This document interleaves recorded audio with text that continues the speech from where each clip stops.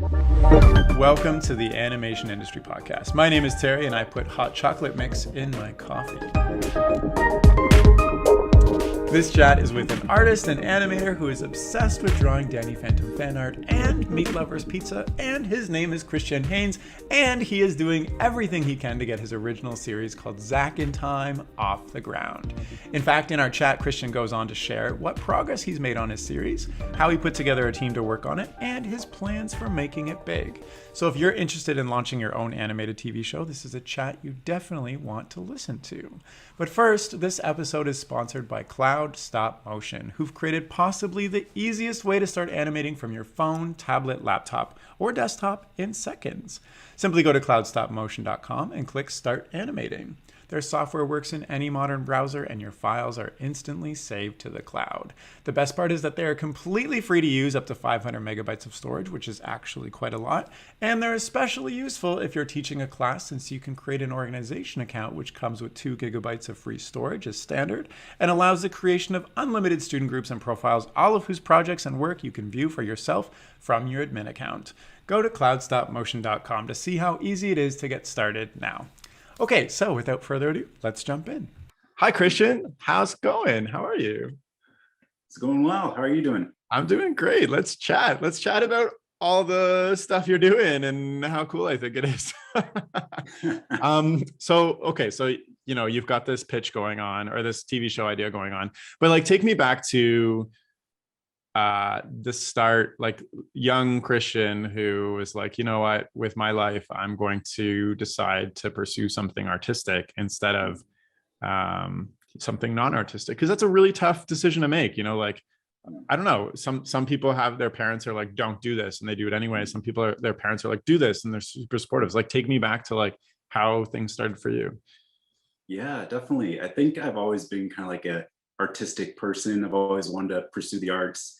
But like, obviously it's hard to make money from art. You have to really commit to it. And I guess at the time I was kind of just more like, oh, maybe it's just like a hobby or something, something to do in my free time. But I think it was probably around like 2018. At that time I was like working in a movie theater, just kind of part-time. And I think it was like when I was like scrubbing the windows or something, I'm just like, what am I doing with my life? Like, this isn't what I want to be doing like as a career. And then I just thought back to like my college days of like, what were ideas that I loved pursuing? And like Zack in Time was definitely at the top of the list. Originally, Zack in Time was my senior thesis project. And I kind of put it on the shelf because I thought like, okay, that was fun in college. I kind of need to pursue like real jobs, real careers. And then fast forward to 2018, where I'm like, okay, no, this is what I want to be doing: animation, television, creativity, all this stuff. And then that's really where I kind of sat down and I took like, because originally the senior thesis was just like a trailer, like a 2.5-minute trailer. I'm like, okay, I want to. So you already decided to pursue art in college then? Yeah. I was a film major in college. Okay. And I was wanting to pursue it. I actually originally I was trying to pitch Zack in Time as a series like right out of college, and like obviously didn't have the connections or like how am I, or a plan really of how I'm going to do this. So I kind of just said, okay, maybe I'll close the chapter on that door and then just kind of do regular work until I can kind of build up some savings so I can pursue that. Oh wow. Okay, so your intention originally was like, when you created this thesis project, your intention was always to like get this made. And then when you realize you didn't have a super strong plan, your new plan was to like make some savings to pursue it again. Yeah, eventually, like in the future. I had no idea like when that was going to be. I just thought like okay, maybe someday in my like my wildest dream, maybe someday I'll pursue it. And then come to the day of 2018, I'm just like, okay, I just need to just do it. I can't just wait for stuff to happen. I just need to just do it. So that's really when I pursued it. I kind of broke down the trailer into like a 7-minute episode. I kind of drew out all the scenes. I sent it off to friends to get their feedback. And then kind of slowly but surely over the years, just kind of sent it around to people, sent it to one of my friends. Her name's Paige, who's the producer currently on Zack in Time. She was actually an animator on the original thesis project of Zack in Time. She was kind of doing day job stuff as well. She wasn't really pursuing animation. And then I just said like, hey, remember that idea Zack in Time that we had? Why don't we actually just, kind of not necessarily like quit our day jobs, but kind of do this on the side. And then maybe if it gets big enough, maybe we can like make that our full-time focus. And then cut to 2020 with the pandemic, where both of our jobs kind of shut down. We're just like, okay, well, this is really what we want to be doing, so let's just Yeah. make this our full focus. So that's what we've been kind of doing this whole time. Amazing. I think it's super interesting and important to me, that moment when you're scrubbing a window and you had this realization that this isn't exactly what you want to do. And then I guess you like, kind of meditated to figure out like what made you happy. And then this project came up and you're like, I'm going to go all in on this. So like literally that day you like put together this plan and everything. Yeah, it was. I don't think it was like maybe that moment, but it was really kind of just like a gestation kind of period where like slowly but surely things were starting to kind of come into focus of like, okay, this is not what I want. This movie theater job, these odd jobs aren't what I want to be doing. I really want to be doing animation, direction, writing, all this stuff. And then probably over the next couple of months is really where it started coming into fruition. Like, yeah, this is what I want to be doing, and that's where I really want to put my pursuit in. So I kind of had this realization myself where when I was working my business job and I was kind of doing creative things here and there, but I was always waiting for somebody to like notice me or pick me up, or like, God would come down and be like, congratulations, you finally won the animation lottery. Now you're a director in animation. And I realized it's never going to happen. I have to take control of my own life. Was it similar for you as well? Like you kind of said that. Yes. Yeah. So like so since you had this realization, like what are some of the landmarks that have happened since that would have never happened if you didn't pursue it yourself, do you think? Because I think a lot of people out there are kind of, they have this thing in them and they don't know what to do with it, and they're like waiting for somebody to like come and give them a path, when it's actually like you need to create that path yourself, right?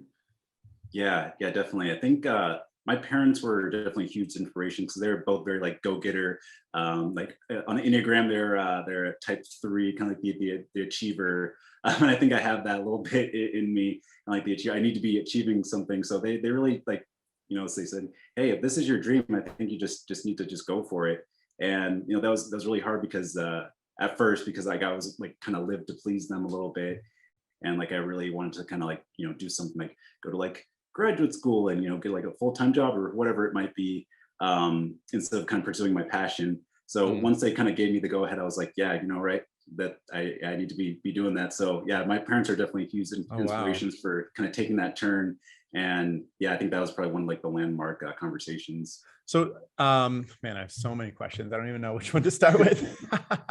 Okay, so maybe tell me why you decided Zack in Time was the thing you were going to go all in on when you realized that you were happiest making Zack in Time. So like, because my mind is like, in one aspect, you were happiest making animation original concepts.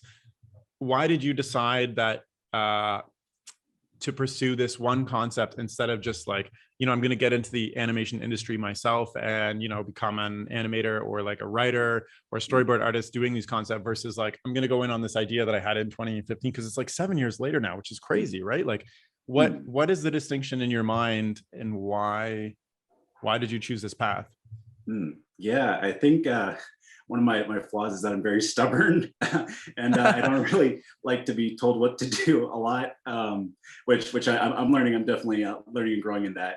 But I've always wanted to kind of be in charge of my own creativity, my own stuff, and not really have say like, hey, can you do this, or you do that, or do this for me, do that for me. I've always kind of wanted to be kind of in charge of that. So at first I did kind of pursue like, okay, I'm just going to apply for an animation job, and just like whatever kind of comes my way, just go for that. And I guess I didn't really have like either like the portfolio or like the skills kind of to do it at the time. So it's kind of like, okay, it's like I'll just do just a normal day job here and there. But like what really got me excited about animation and everything was Zack in Time was one of the ideas that I had. And it's like, okay, if I really want a job in the animation industry, like I really just have to show what I can do instead of kind of maybe like doing someone else's thing. That was kind of just my thinking at the time. So I was just like, okay, I just need to like get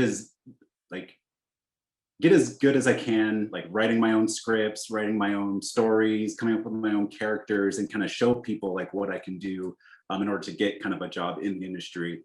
And then as I was kind of pursuing Zack in Time, like I was just like, wait a minute, I can kind of just do this independently. Like I don't really need to kind of impress the industry and get a job that way. I can just kind of create my own industry in a way. And then Yeah. once I teamed up with Paige, like that was kind of her goal as well. Our production company is called I'm Happy, and she really wants to start her It's own called kind of I'm independent. Happy. Yeah, I'm Happy. Oh my gosh, that's I so am. cute. Yeah, IMHAPIE. I'm Oh, Happy. Yeah, LLC.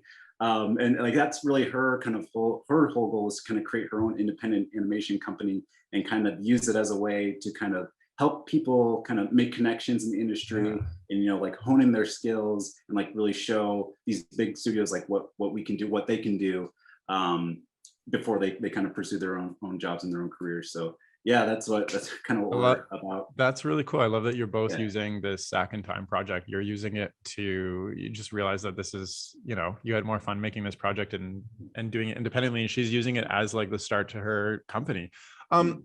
Why have you decided Zack and Time is the concept that you're going, like you're putting all your eggs in this basket? Maybe it sounds like a little bit like, do you have a backup plan? Like, I don't know, like why is Zack and Time the project that you're putting all your faith into?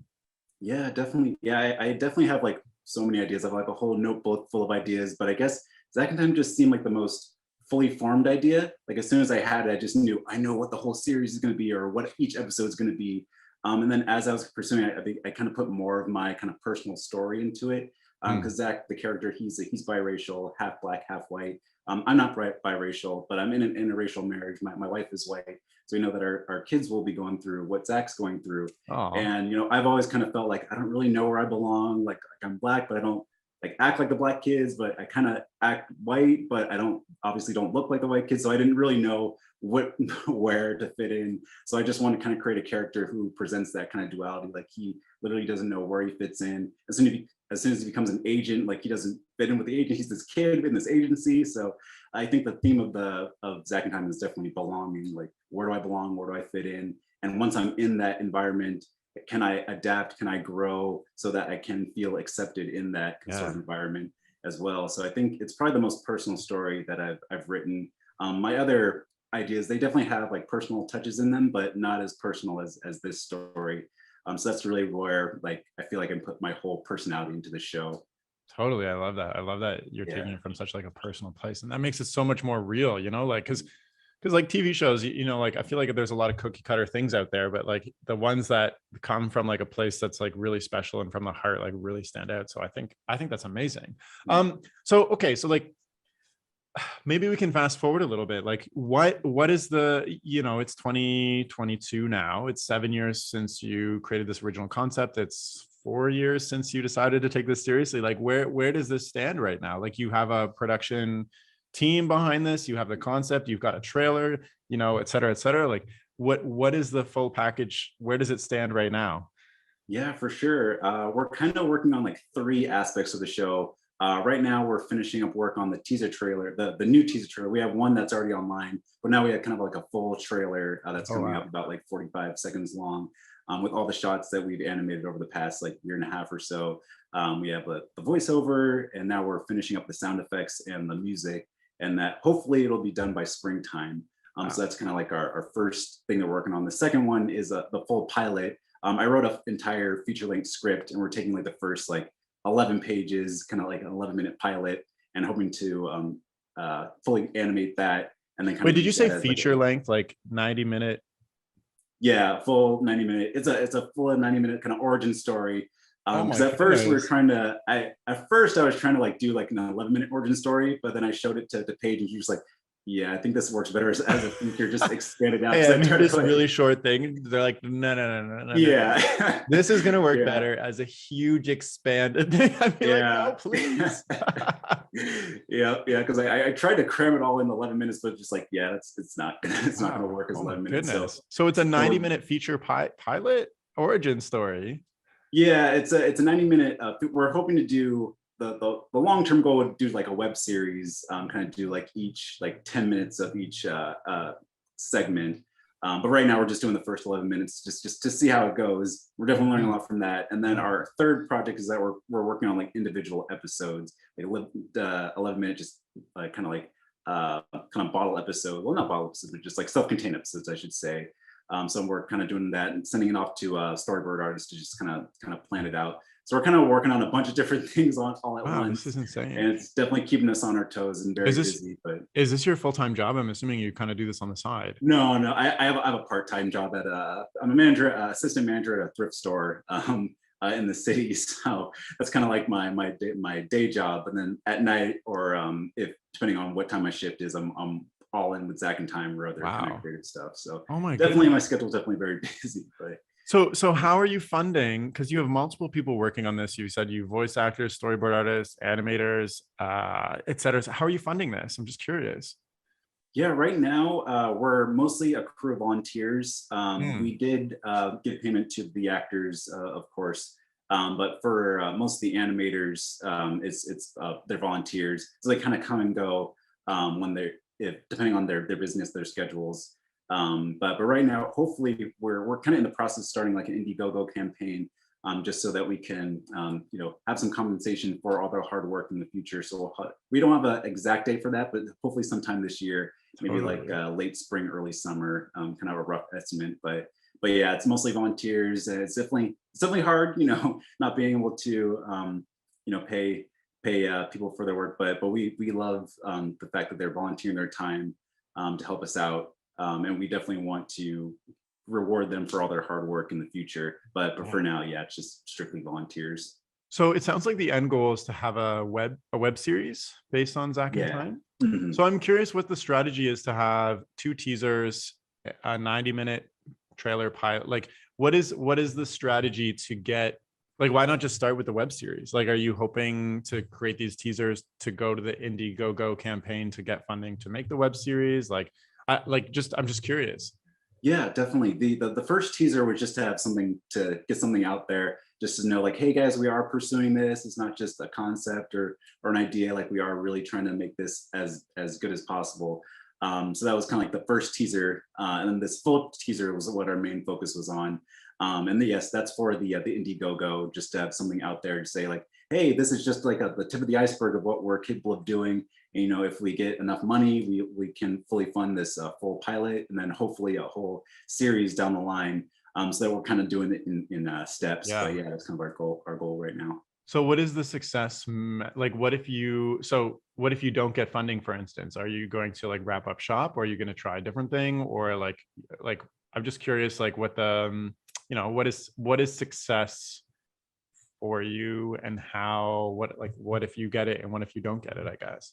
Yeah, definitely. We have, I guess, like two backup plans. One would be to just pitch it to different studios. If they love our work, then yeah, we wouldn't mind working with the studio as long as they kind of understand our Oh, vision. you guys And love us? We won't mind working yeah. for you. Yeah. Or either that, or just use it as like a reel for like our resume in case we do want to Okay. pursue like other jobs in the industry, or to like the interns, or to the volunteers if they want to have jobs in the industry. It's like, hey, here's something that you can put on your resume. Here's a reel. Here's a clip Totally, that you totally. animated. Yeah. So that's pretty much like our plan, is to, if it doesn't ever get funded, then it's like, well, we can always have something for a real, and we have experience now. Like, hey, now we know what it's like to work on an animated project, and now we can use that as experience. And if we want to pursue like other jobs in the industry, it's like, hey, now we know what to do. So yeah, I think either way, I'm happy. So I Yeah, I can't love complain. that. S- have you considered going to animation school, like online school, in-person school, et cetera? Because it sounds like you're doing kind of your, I almost feel like that's, if you know exactly what you want, and you have if you're goal oriented, and like, can get the feedback and everything yourself, like why go to school? But have you ever considered going to school to get these same skills that you're making anyways, getting anyways? Yeah, I've definitely thought about it. I think just this experience is definitely teaching me more than I would have learned, probably in at a film school. Because I did go to film school, but it only took me like there was only a semester's worth of animation for us to do. So I only did like, yeah, a semester of animation. But even in that class, I didn't even know like a quarter of the stuff that I'm learning like right now, just working on it, like working on an actual animated project. So I think it really just depends on who you are. Yeah. If you feel like confident in like your skills and your abilities, and I think, yeah, you can do it yourself. But if you have like no knowledge, nothing about animation all the night, yeah, definitely strongly suggest going to animation school or any kind of film school just to get the basics. And then once you feel comfortable, then yeah, you can pursue it on your own. So I guess it would be either way. Totally. I'm still curious about this like Indiegogo campaign, et cetera, because like I've thought about this for myself for my own projects, but I'm also like I have this fear of like who's following me, how are people even, why are people going to give money to me, like why does it, like maybe I'll get some family to like give me $100, but like how am I going to raise like, because animation's super expensive, and if you have a whole team Yeah. with you, like you're probably talking like, you want probably like something like $100,000 or something. Like how are you, I'm not saying that's what you're looking for, but like how are you planning on raising money? Like are you building an audience? Are you like giving perks? Because like another thing is like if you're doing animation, you're just being like, trust us, we'll give you something at the end, versus like I don't know, you can't give away actual products unless you make it. Like I'm just spewing words. Tell me like how you're going to manufacture success with this project. Yeah, for sure. We already have an online store. Right now we have like Zack and Time Yeah, I merchandise. We wanted have to ask this you about getting that poster, merch yeah, back before. here. Yeah. Yeah, we have like t-shirts and like face masks and like stickers and all this sort of stuff. And all that will definitely be on the Indiegogo campaign as well. We have an art book that's coming out, like the making of, with like crew interviews and like exclusive photos and like early concept art that we have as well. That'll definitely be a perk. And then yeah, we just have like a bunch of friends who also had kind of successful Indiegogos who we constantly ask for advice. Oh, But nice. yeah, that's definitely the thing, is trying to like get our social media numbers up. Like talking to guys like you to kind of expand the audience and everything. So Hey, definitely thank you so much for this opportunity for of sure. Kind of get course. the word out. But yeah, that's definitely something we're learning as we go, because we've never been involved in anything this big before. Like the only thing maybe close was maybe like some college films where we just needed a couple $100 or maybe like $1,000 for like to fund a project, but nothing to this scale. So we're definitely learning as we're going. We kind of sometimes we keep pushing back the date of when we're going to launch the Indiegogo, because we're like, okay, we're not really at these numbers quite yet. We kind of need to keep needing to pursue it. So we're definitely learning as we're going. And then once we feel comfortable, we'll definitely launch the Indiegogo. But yeah, it's definitely a tough thing to like ask people for money and ask people for Yeah. funding and giving out perks and staying on top of that. It's definitely, it feels like a full-time job just doing that aspect. Yeah. Because sometimes I just want to just work on the project and just make sure it's good. But the money is definitely an important thing, and we're definitely taking that in consideration. But yeah, we're learning as we Totally. go. I love that you guys are super ambitious, and I love that you're actually following through with your plans. Like you're saying so many things that like internally I want to do, but I'm too afraid and don't know where to start. Like, and so I just don't do anything. And even if I did and failed, I'd probably like learn way more about the process than if I didn't do anything at all. So I'm wondering, like you've got all these plans and strategies and things, but I'm wondering, like, you've also like learned a bunch about actual art and animation. And like you mentioned to me before, like, feedback is super important and you have to like learn how to get that. I'm wondering if you can talk to some of those kind of skills and lessons that you've picked up along the way through this process. Yeah, definitely. I've definitely learned so much about animation just through this process. But at first I was a kid, I was just like, oh, there's the characters, and that's them. They're just living their lives. You don't realize there's a whole like crew that's behind all this. Like artists and animators and voiceover artists and sound effects artists. It takes like months and months, years to get all this stuff done. And being in the thick of it, it's just like, okay, now I know why it takes so long, because Yeah. it's definitely a lot of hard work, especially when you're doing 2D animation. Everything's hand drawn, and you can definitely feel the artist through every single shot. And then not only that, but you have to try to get the artist to like stay on model, and a lot of artists have like their own style, and you're like, okay, can you kind of make it more towards what the concept artist or the character designer kind of did. So you kind of do have to do like take after take after take after take, and they're learning as well. I guess a lot of the volunteers we have, like, this is their first thing that they've ever done, like animation wise. So we're all kind of learning as we go. But yeah, it definitely gives me more of appreciation of like seeing all these like big Hollywood movies, or even like small indie movies that come out with animation, just like the hard Totally. work that goes into it. You're And yeah, like, it oh, definitely it's makes me not more appreciative. magic. What? It's work. I know So sometimes I wish you could just snap your fingers and there it is, but yeah. no, So it's so definitely tell me helped. about, okay, so like obviously you have a whole team working on this concept that you designed originally. How is the experience of like, getting other people to work on your idea? And like, I'm assuming they give you like feedback and like critique on some things. Like, how do you know what to filter and not? Because it's like, if you weren't in this project, it wouldn't be Zack in time, So like, you're trying to stay true to this concept that you have, but also like take feedback from all these people who have different areas of expertise, et cetera. Like I find getting like, for my own stuff, I'm like, it's perfect. Like, don't critique it at all. And when people do, I'm like, my ego's like tarnished and like I feel angry. And then like a year later, I'll be like, oh my gosh, this concept that I thought was amazing, they were right. So talk me through that experience for you. Yeah, definitely. I definitely, as I was saying before, I definitely learned from this experience. Like at first, I would kind of take everything personally. Like you're saying something against my vision. Like I've had this idea for so long, and then you're saying this little thing. You're gonna make me like change all this stuff. I'm like, ah. But then after a while, like as you were saying, like yeah, it's like, oh yeah, maybe they were right about this. So right now, I'm just trying to like not have an ego about anything. Yeah. Take everything with like a grain of salt. Just try to take people's feedback in and just try to like grow from it. I think one of the animators I had in my Phil Lord, the director of like Lego Movie and Spider-Man and the Spider-Verse, like he had a TED talk about like not being precious with your work and not being so withholding of like your ideas. Like allow other people's Yeah. feedback in. Because animation, he said, was highly iterative. It constantly keeps changing. From like the writing to the storyboarding to the animating to editing and all this stuff. So I think having all like the hard stuff done like later definitely helps. So if you have like an idea that can be changed like in the animatic or something, do it right then, because you don't want to have like be in the final stage of animation like, oh shoot, we have to change this whole thing and spend all this more time like changing it all. So yeah, I think just being more fluid with decisions is definitely helpful. Totally. But I guess on the converse side, like, the saying, like, too many cooks spoil the broth or whatever. Like, how do you know what to filter is constructive feedback? Because also, like, you have stuff on YouTube and stuff and people are commenting.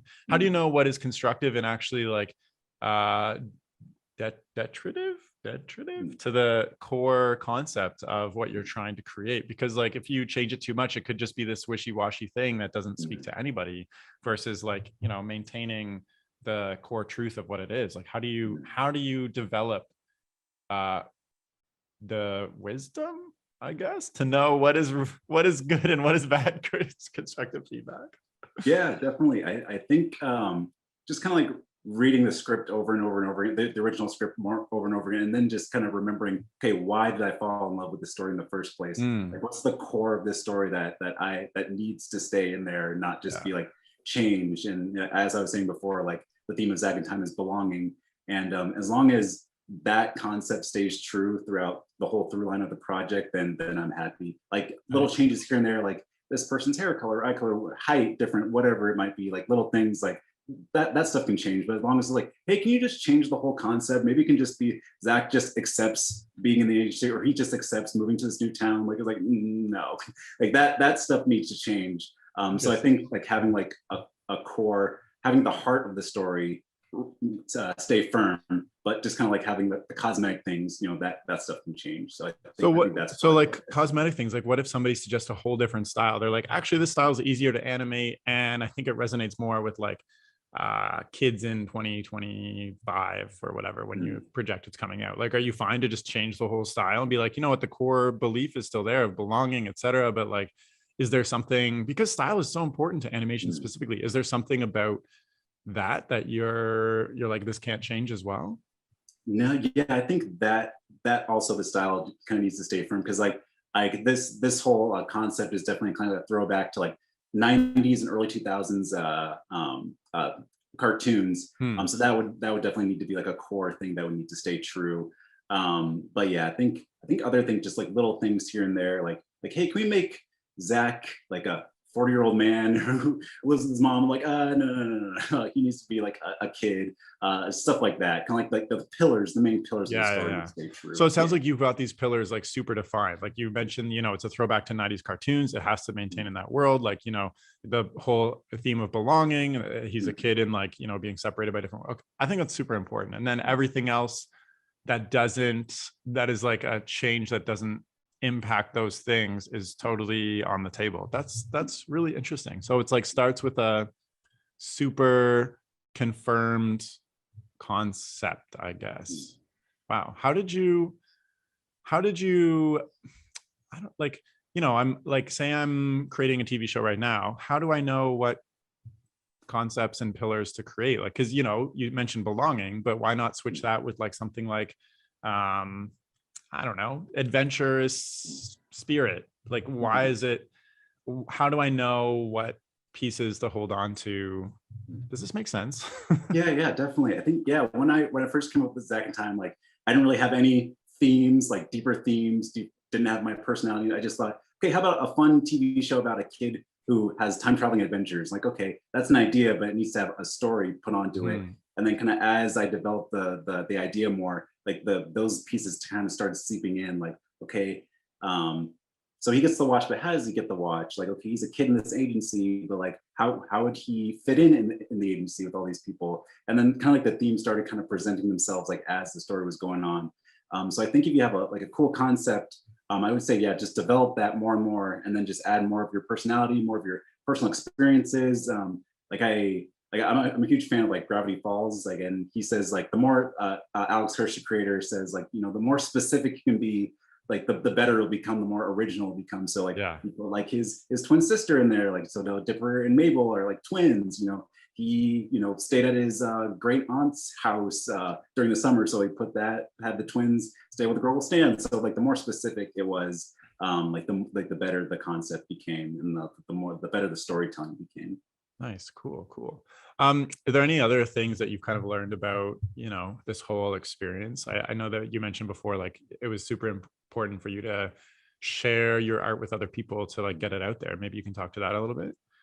Yeah, for sure. Yeah. It kind of all started when I first started making videos when I was about like 15 years old. And I would kind of just like make them in my bedroom and I wouldn't really show anybody. And then I was bringing my parents up again. They're just like, why don't you just like put this on YouTube? Like show people, like you have talent, like show the world. And then I was like, oh, but what if people like give me feedback on it? What if people critique it? It's like, well, that's the whole thing about art. You need to show it so you can get better. I'm like, okay, so. And then when I started doing my YouTube channel, like obviously you get all the haters and stuff, like, it's like this sucks and all this stuff. But you do get people who love your videos and everything. And then kind of you take the constructive criticism and you build on that, you just get better and better and better and better. So I think that was definitely helpful for sure. Showing your stuff to people. And then, once I started Instagram, I started, doing sketches, and my sketches were like horrible at first, but people were just like, hey, why don't you follow this artist or that artist, and kind of adopt their style a little bit, and they can help you improve in that area. And so I think taking the constructive criticism is definitely helpful. Obviously you'll always get haters no matter what you do, but if there's like a little nugget of constructive criticism, then I'll definitely take it. So feedback is definitely important for sure. Totally. I love how that wraps into the feedback as well. It sounds like you wouldn't be where you are now if you didn't like learn those principles, I guess. So I'm wondering, like if somebody's listening and they have a show idea and they don't really know what to start, and kind of sounds like you were in that place way back when, but now you're in a totally different place, and you're like, you've got a clear plan and strategy. You've made things happen. You've built a team, which is incredible. You've got trailers. You're like, what is something that somebody can do like as soon as they stop listening to this immediately that will help them get on the right path to like creating something like what you're doing?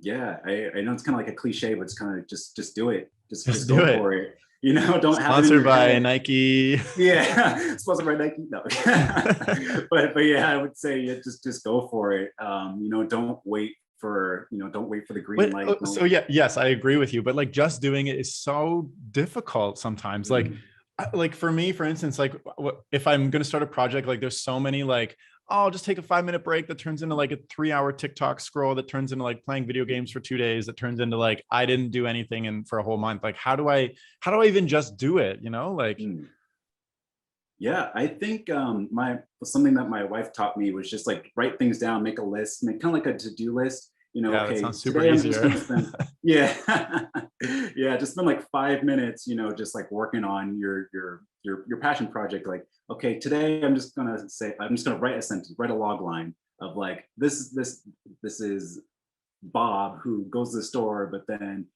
he gets abducted by aliens and then Yeah, has an adventure in space, something like that. And there then you it's like, go. okay, I did my stuff for the day. I wrote my log line. Now I can kind of do my other stuff. And then like the next day, okay, write like a paragraph. Okay, like Bob gets abducted, and then so such and such happens. He has this adventure, and then have that write an outline, write a script, do some art, just do like little stuff here and there, because I know it can be overwhelming. Come with the entire like universe, entire concept. It's like, okay, whoa, like I'm just trying to just get through Totally, the day. It's totally. like, so I think like having little baby steps along the way to get to that is Yeah, 5-minute commitment and just writing something yeah, down seems so much easier than like I have to make a whole TV show. I actually have this yeah, I have this like thing in my brain that I always tell myself like never underestimate the power of 20 minutes, because like I don't know, you can do so much in 20 minutes. And what ends up happening with me is like once I start something, it's like 3 hours go by and I've like, done all the character designs. You just get in the state of flow where you just don't stop working. It was yeah. just that moment of like convincing yourself to just start with something very small, and it ends up like snowballing into something much bigger. Yeah, Yeah. cool. We've talked about like where you've come from, what's going on now, and like the future, which I think is super cool. You've got I can't believe you have a 90-minute feature. You're like we were coming out with a 45-second trailer and then a 90-minute feature and then a web series. I'm like, don't you usually start with the web series and then like go to the feature? Yeah. So Yeah, very ambitious. so is there anything else that you wanted to discuss on the topic of this, or just in general of what you've learned in the from the industry and making connections and working with people and creating all this stuff, which I think is so cool? Yeah, definitely. I think, yeah, maybe just summarize. Yeah, I mean, I'm just like just normal guy, just loves animation, and just the point where I just wanted to just create something on my own, kind of just show the industry what I can do, instead of kind of like trying to pursue jobs, that I might not be, happy with. Like, okay, it'd be nice to like work on someone else's stuff, but I really want to be like a creator and like work on my own stuff. So yeah, I just one day just wanted to just do it and just go for it. And it was definitely a long process, a lot of ups and downs, a lot of failures, a lot of false starts. Yeah, So yeah. I'm not going to say it's easy by any means, but it's definitely hard to kind of pursue creativity and pursue like what your dreams and your goals. But I think just having a team around you is definitely helpful. Just have that small group of people who love you and who always will support you no matter what you do, and who will give you that honest feedback, the things that you need to hear to help you grow, is definitely something I've learned. So yeah, I think just if you want to pursue your goals, I just say just take the leap and do it, and just have that team around you to help you see your vision become reality. Yeah, maybe we could just focus on that team a little bit more. So, like, it sounds like the team has been super like impactful to getting this project done. How do you even build a team? Like, Mm. it sounds like some of your friends kind of had similar goals to you, but like, say I'm Terry and I don't have friends who are like, yeah, I'll jump on this project and be your production company and I'll be your storyboard. Like, how do you build that? And like, how important is that to getting this accomplished? Yeah, for sure. I think it really just all just starts with one person. As long as you have like one person who believed in you, then you can kind of build from there. Because yeah, with Paige and I, like we worked on Zack and Time back in college together, and like back then I was like, oh, I'm gonna like get the whole team, get the band back together, like everyone who worked on it, like in college back together, and every person that I reach out to, like, no, I don't really want to work on it, like, Yeah. I have this other job or something, like, okay. And You're she's like, like, oh, who are you again? It's been 5 years. yeah. Pretty much. You're like, Yeah. don't you want to volunteer all your spare time to make my dreams happen? Like, what? Exactly. Yeah. And people, it's like for some reason people don't want to volunteer their time without, like some kind of compensation and something for some reason. But but yeah, like Paige really believed in this idea, and she was like, yeah, I think we can actually, build something off that. And she's definitely a go-getter for sure. She's definitely more of like the the social one Yeah. than I am. I'm really more of just kind of like the introverts. I just want to like make my stuff and like go out. But she's definitely more of like the ones like, okay, no, I'm gonna pursue this person or that person. I'm gonna go to this animation mixer or this, this connect with this person or something. And we're gonna build this crew for you because I believe in this idea and I believe we can really do something well with it. So yeah, it was really credit to Paige. Like she really made it her goal to like get all these connections and like these different people throughout the industry to help us out on this project. So yeah, just really just have that one person in your circle to help you out. It's really Amazing. Yeah. I feel like it's super important to have like a dynamic duo. So kudos to Paige. I hope she listens to this and I hope her face is beaming when she hears that, because that was a very nice summary.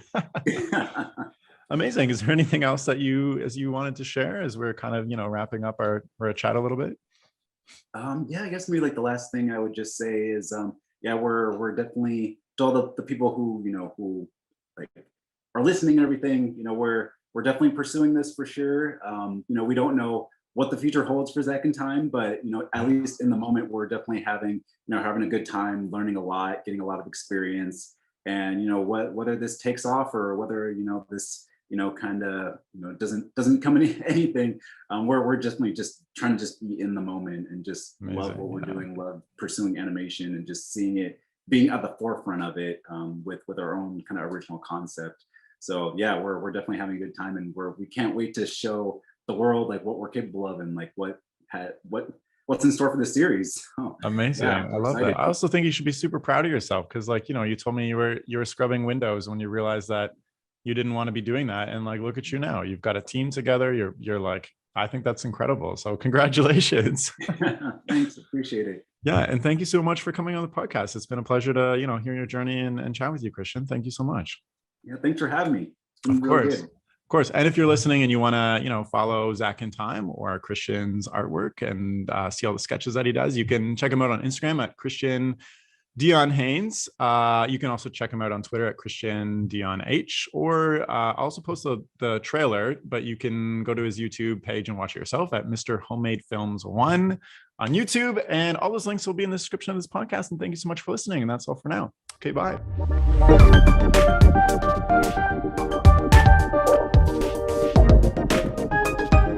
The music for this podcast was composed by Will Farmer and the graphics by Daniel Abensauer. I encourage you to look them up if you enjoyed their work.